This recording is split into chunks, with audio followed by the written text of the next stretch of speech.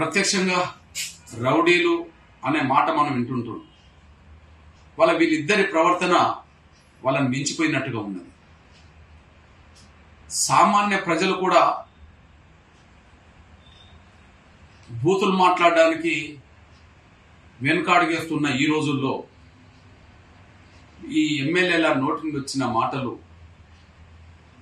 వాళ్ళ ప్రవర్తన ప్రతి స్త్రీని అవమానపరిచే విధంగా, అగౌరవపరిచే విధంగా, కించపరిచే విధంగా వాళ్ళ మాటలు కనిపిస్తున్నాయి. ఇక ఒకరింటికి ఒకరు వెళ్తామని సవాల్ ఇసుకోవడం ద్వారా వచ్చిన ఘర్షణ, ఆ ఘర్షణలో ఇద్దరు ఎమ్మెల్యేల మీద భౌతిక దాడులు ఏం జరగవేం కానీ వీళ్ళని నమ్ముకున్న కార్యకర్తలు మాత్రం అటు ఇటు నష్టపోయే ప్రమాదం, కేసులు పడే ప్రమాదం, ఘర్షణలో తీవ్రంగా గాయపడే ప్రమాదం వచ్చేసింది. నిజంగా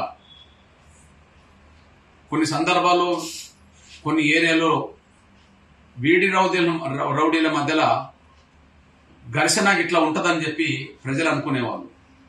కానీ ఇవాళ ఘర్షణ ఎలా ఉంటుందో ఎమ్మెల్యేలను చూసి నేర్చుకునే పరిస్థితి, వీధి రౌడీల మధ్యలో జరిగే ఘర్షణను మర్చిపోయే పరిస్థితి వచ్చింది. కానీ ఎమ్మెల్యేల మధ్యలో రౌడీజం ఎలా ఉంటుందో చూసే పరిస్థితి వచ్చింది. నిజంగా వీళ్ళేనా మన ప్రజాప్రతినిధులు? వీరి ప్రవర్తన, వీళ్ళ మాటలు ప్రజలకు ఏం సంకేతం పంపినట్టు? వీరి మాటలు, వీళ్ళ ప్రవర్తన, వీళ్ళ చేష్టలు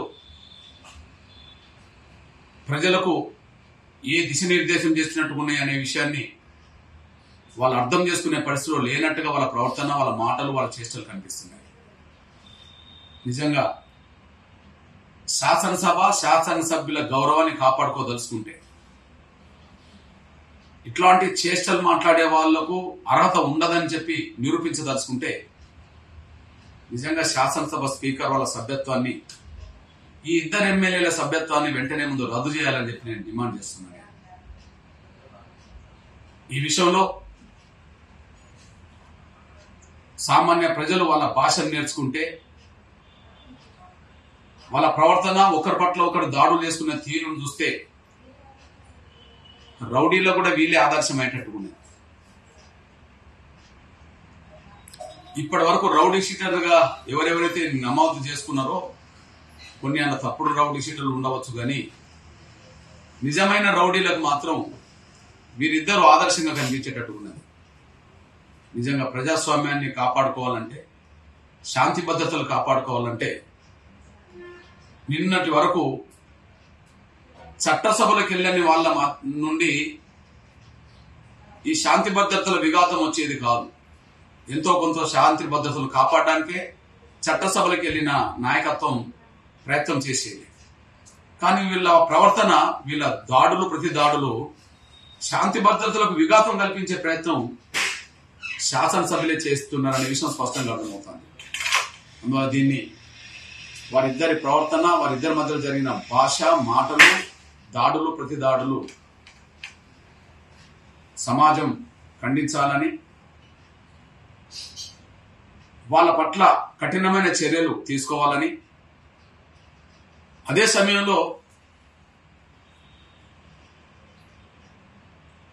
ఘర్షణకు కారణాలు ఎన్ని చెప్పినా,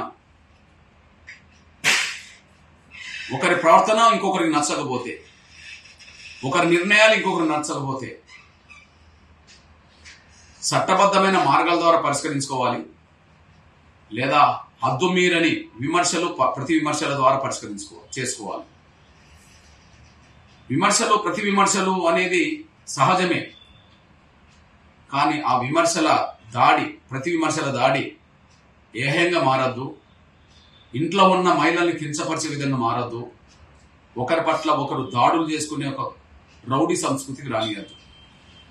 ఇప్పుడు వీళ్ళ ప్రవర్తన దానికి అనుగుణంగానే ఉన్నదనే విషయం కూడా నేను స్పష్టం చేస్తూ, కౌశిక్ రెడ్డి సభ్యత్వాన్ని, గాంధీ సభ్యత్వాన్ని ముందు రద్దు చేయాలని చెప్పి నేను స్పీకర్కు విజ్ఞప్తి చేస్తున్నాను.